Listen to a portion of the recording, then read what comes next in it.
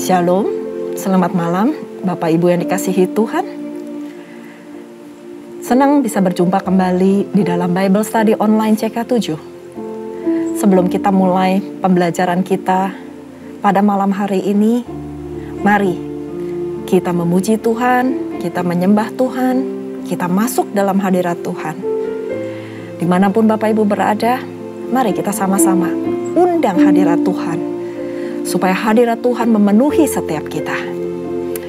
Korea wata shanda karawata sikika karya wata sikiku. Haleluya. Korea wata shanda karawata sikika. Diara la la la la la wata shande. Korea mata sikiku. Haleluya. Haleluya. Terima kasih Tuhan. Kami bersyukur padamu. Kami puji Engkau Yesus. Haleluya. Haleluya. Korea wata karawata sikiku.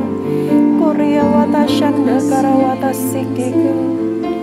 Terima kasih Yesus.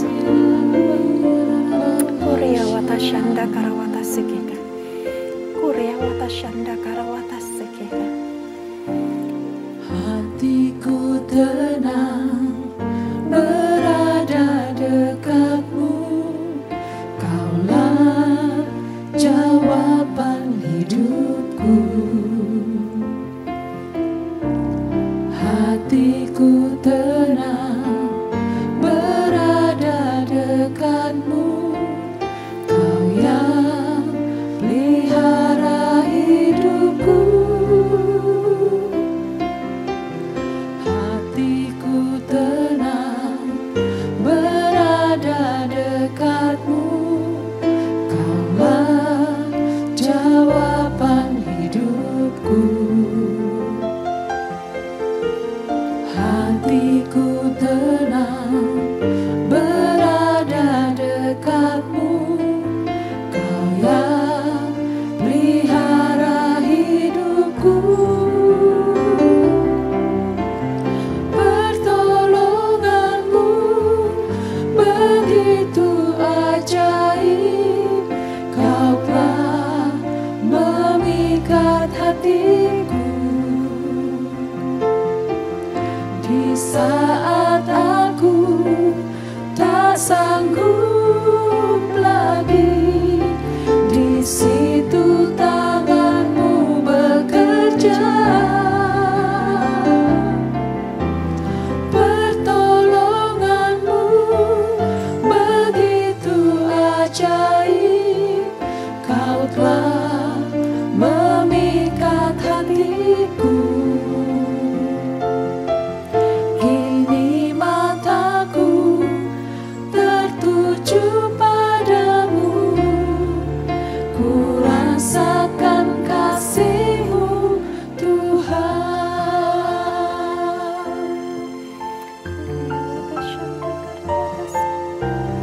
Hatiku tenang berada dekatmu. Kaulah jawaban hidupku. Hatiku tenang berada dekatmu. Kau yang pelihara hidupku. Hatiku tenang berada dekatmu.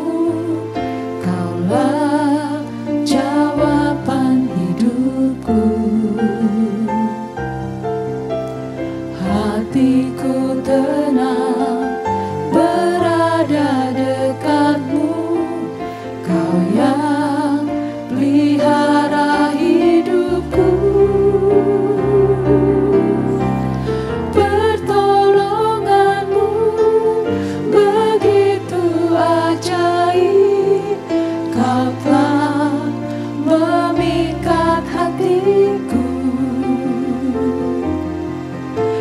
Di saat aku tak sanggup lagi, di situ tanganmu bekerja.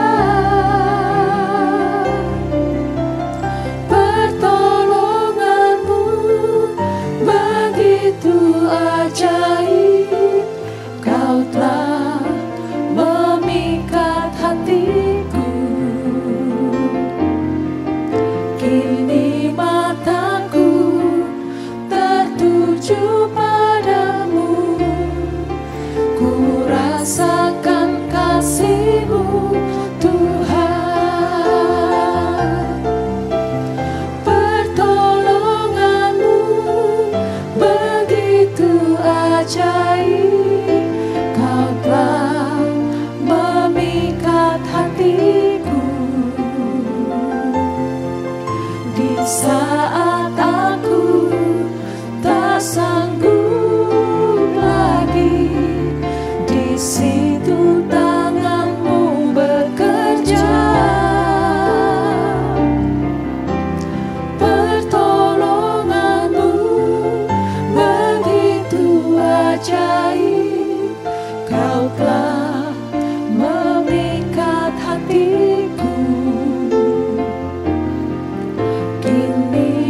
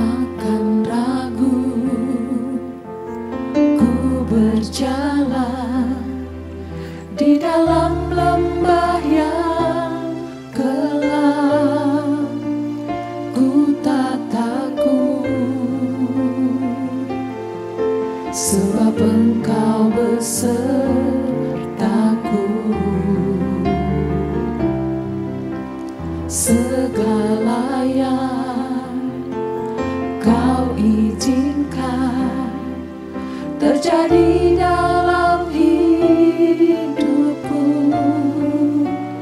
ku percaya mendatangkan kebaikan. Bapa, ku percaya rancangan-Mu indah.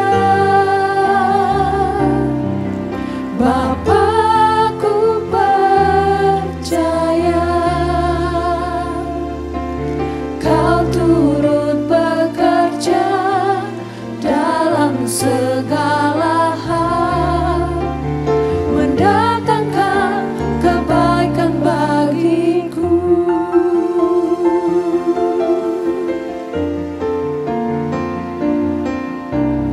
Takkan ragu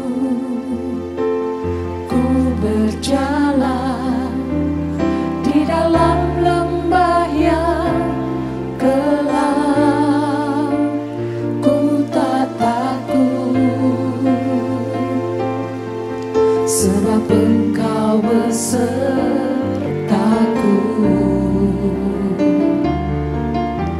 Segala yang Kau izinkan terjadi dalam hidupku, ku percaya mendatangkan kebaikan. Bapa, ku percaya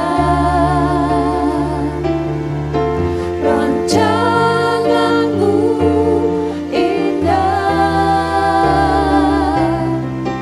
Bapa, ku percaya Kau turut bekerja dalam segala hal, mendatangkan kebaikan bagimu.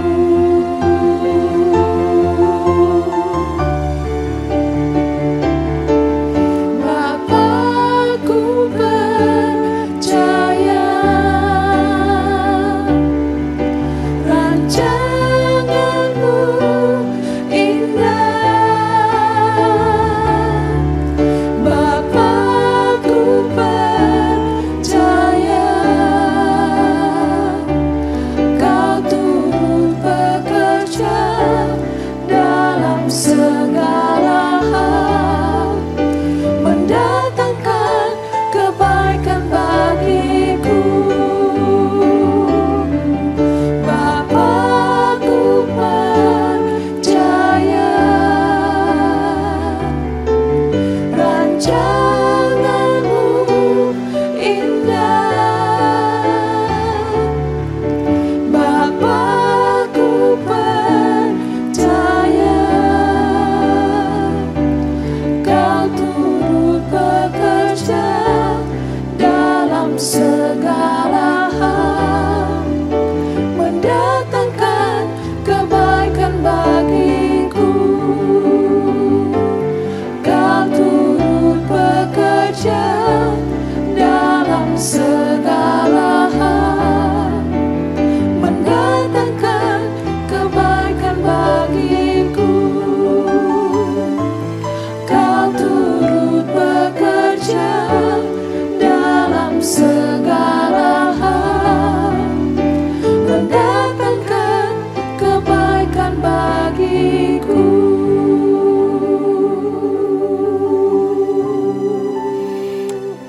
Haleluya, kami percaya Tuhan rancangan-Mu. Terima kasih Yesus. Haleluya, haleluya. Terima kasih Tuhan. Kami percaya Bapa, semua yang terjadi dalam kehidupan kami itu seizin Engkau. Dan semuanya akan mendatangkan kebaikan karena Engkau turut bekerja di dalamnya. Terima kasih Tuhan. Apapun kondisi kami pada malam hari ini, kami percaya nggak ada satupun rancangan kecelakaan yang Engkau rencanakan dalam kehidupan kami.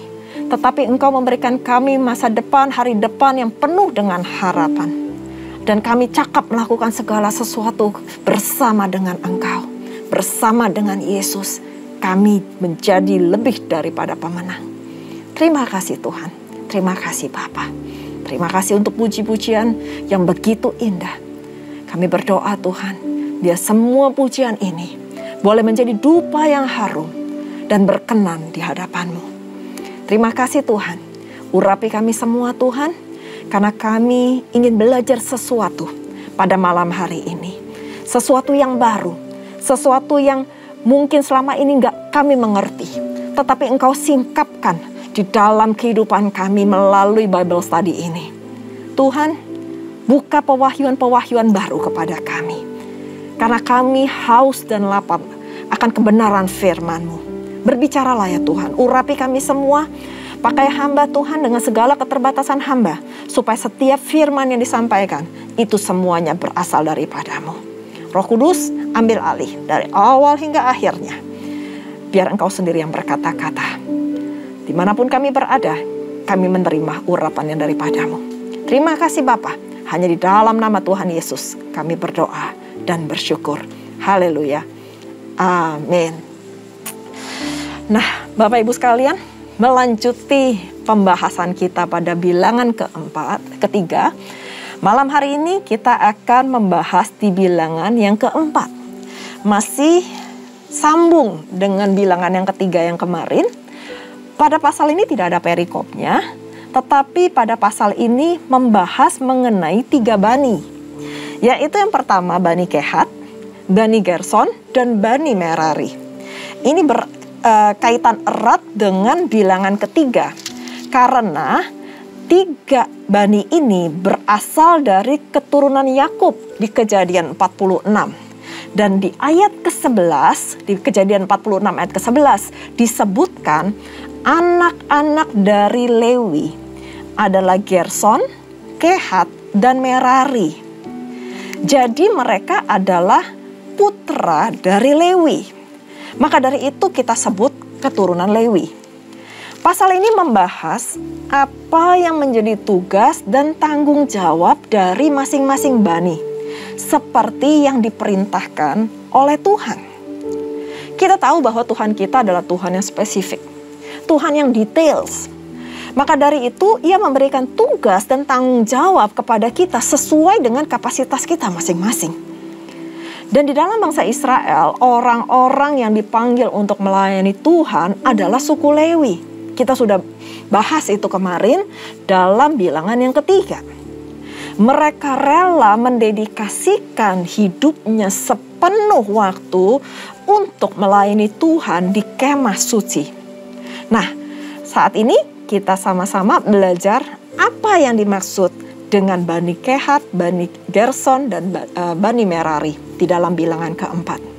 Mari kita baca di dalam ayat yang pertama terlebih dahulu. Tuhan berfirman kepada Musa dan Harun, hitunglah jumlah Bani Kehat sebagai suatu golongan tersendiri di antara Bani Lewi, menurut kaum-kaum yang ada dalam puak mereka. Hitunglah yang berumur 30 tahun ke atas sampai yang berumur 50 tahun. Semua orang yang kena wajib tugas, supaya mereka melakukan pekerjaan di kemah pertemuan. Nah, Bapak Ibu yang dikasih Tuhan, pada ayat pertama sampai ayat ketiga tadi dibahas bahwa usia yang diperintahkan untuk mendapatkan wajib tugas adalah usia 30 sampai 50 tahun. Dan di ayat keempat sampai ke-20 membahas apa yang menjadi tugas dan jabatan dari Bani Kehat. Mari kita sama-sama baca di ayat keempat sampai ayat kelima terlebih dahulu. Ayat keempat disebutkan pekerjaan jabatan orang Kehat di kemah pertemuan ialah mengurus barang-barang yang maha kudus. Kalau perkemahan akan berangkat, haruslah Harun dan anak-anaknya masuk ke dalam untuk menurunkan tabir penudung dan menudungkannya kepada tabut hukum. Di sini kita pelajari bahwa tugas dari Bani Kehat adalah mengurus barang-barang yang maha kudus di dalam kemah pertemuan. Jadi, jikalau perkemahan itu akan berangkat, maka mereka harus menurunkan tabir. Tabir penudung yang menudungi penutup dari tabut hukum. Yang di atasnya diletakkan penutup yang terbuat dari kulit lumba-lumba. Di atasnya lagi dibentangkan sehelai kain yang berwarna ungu tua pada keseluruhannya. Nah, begitu juga dengan meja roti sajian. Itu menjadi bagian dari tugas Bani Kehat juga. Pada roti meja sajian harus dibentangkan kain ungu tua. Seperti taplak gitu kali ya. Saat ini disebutnya ya, dibentangkan. Yang di atasnya diletakkan pinggan, lalu diletakkan cawan, piala, dan kendi korban. Kendi korban curahan dan roti sajian harus tetap juga ada di atas meja sajian. Di atas semua peralatan ini harus dibentangkan lagi dengan sehelai kain kirmisi dan menudungnya dengan kulit dari lumba-lumba. Lalu tugas berikutnya dari Bani Kehat adalah menudungkan kandil untuk penerangan dan seluruh perkakas minyak yang akan dipakai untuk mengurus kandil. Mereka harus menutupnya, menudungkannya dengan kain ungu tua dan kulit lumba-lumba. Dan juga mesbah yang terbuat dari emas harus ditutup dengan kain ungu tua dan kulit lumba-lumba. Ketika saya mempelajari dari bilangan 4 ini, saya bertanya-tanya, kenapa yang dipakai selalu harus kain yang berwarna ungu tua? Karena itu disebutkan berkali-kali di dalam pasal ini. Ternyata saya pelajari bahwa warna ungu tua merupakan simbol dari kebesaran Allah. Dan juga melambangkan Allah yang tidak pernah berubah dari dulu, sekarang, dan bahkan sampai selamanya. Dan yang kedua, kenapa harus ada tudung dari kulit lumba-lumba? Kenapa nggak pakai kulit yang lain? Dan ketika saya mempelajari, ternyata kulit ini yang dipakai adalah kulit sejenis binatang anjing laut. Dan kenapa yang dipilih adalah kulit dari sejenis binatang anjing laut? Karena ternyata kulit jenis ini sangat kuat dan tahan terhadap segala cuaca dan pengaruh udara. Baik itu badai, hujan, angin kencang sekalipun. Ketika kita bisa membayangkan betapa ekstrimnya udara di padang gurun itu, kalau siang terik panas, kalau malam itu mungkin dingin, angin kencang. Sehingga Tuhan memikirkan hal-hal yang sangat detail, yang kuat, yang tahan lama, sehingga dipakainya lah adalah kulit dari lumba-lumba. Nah, di ayat 15 juga dituliskan bahwa setelah Harun dan anak-anaknya selesai menudungi barang-barang kudus dan segala perkakas tempat kudus, pada waktu perkemahan akan berangkat, barulah orang Kehat boleh masuk ke dalam untuk mengangkat barang-barang itu. Dan garis bawahi, tetapi janganlah mereka kena pada barang-barang kudus itu, nanti mereka mati. Jadi barang-barang itu diangkat oleh Bani Kehat, tetapi tidak boleh menyentuh barang-barang yang kudus. Bapak Ibu mungkin ingat cerita di mana Usa menyentuh dengan maksud menolong supaya tabut itu tidak tergelincir. Tapi seketika itu juga Usa mati. Karena apa? Karena yang dikhususkan itu mengangkat adalah Bani Kehat, tetapi mereka tidak boleh menyentuhnya. Hanya Harun dan anak-anaknya, imam yang diurapi dan telah ditahbiskan, itu yang baru boleh menyentuh barang-barang kudus.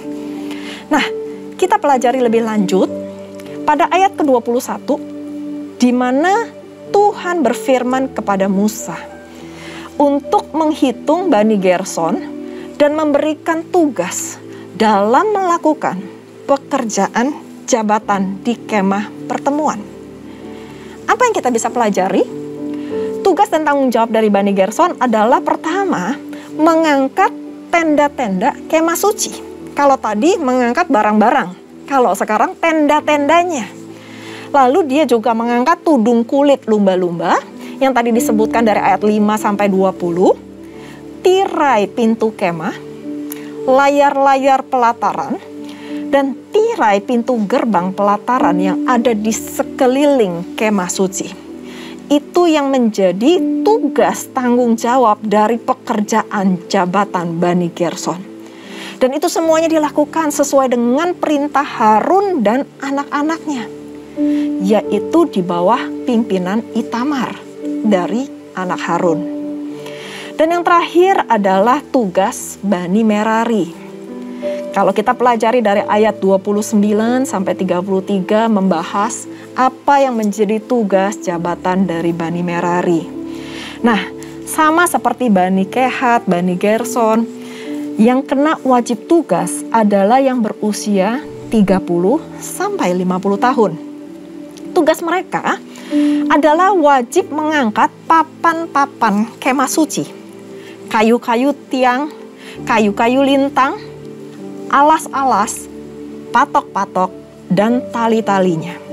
Kalau tadi Gerson tirai-tirainya, kulit tudungnya, sekarang bagian dari Merari adalah tiang-tiangnya dari kemah suci, patok-patoknya. Itu adalah secara terperinci, secara detail, spesifik tugas dari Bani Merari. Sama seperti Bani Gerson, Bani Merari juga dipimpin oleh anak dari Harun, yaitu di bawah kepemimpinan Itamar.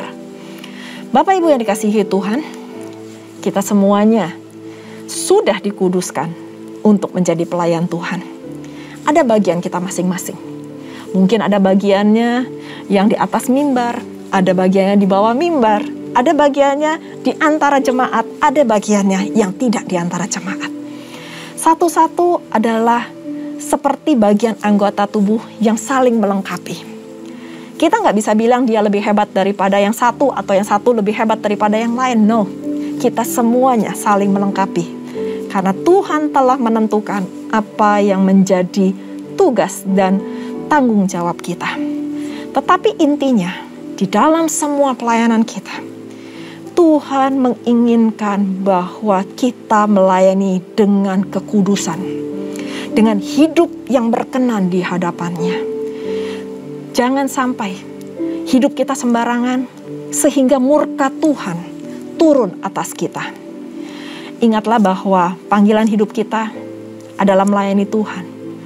Dan sampai saat ini, apa yang sudah kita lakukan untuk kemuliaan namanya? Apakah kita menyia-nyiakan semua kesempatan yang Tuhan sudah berikan dalam kehidupan kita? Atau pada malam hari ini kita mau bilang pada Tuhan, yes Tuhan, saya mau mengambil bagian dari pekerjaan Tuhan. Apapun pekerjaan itu. Setia pada perkara kecil, maka Tuhan akan tambahkan perkara besar dalam kehidupan kita. Gak usah kadang-kadang yang dilihat orang. Hal-hal yang mungkin tidak terlihat oleh manusia. Tetapi percayalah, itu Tuhan pasti akan perhitungkan. Itu akan berkenan di hadapan Tuhan.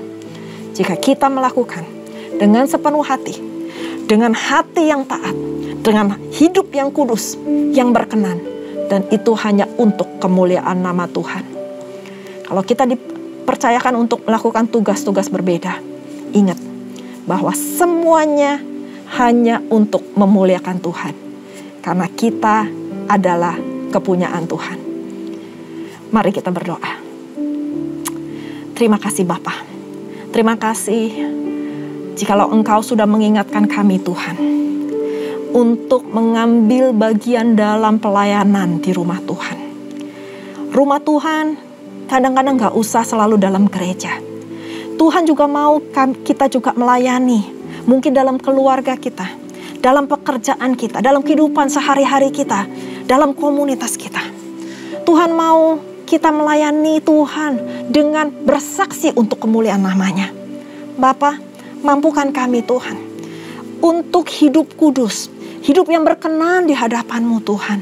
Hidup yang selalu punya gairah melayani Engkau, tanpa sedikit pun mencuri kemuliaan-Mu.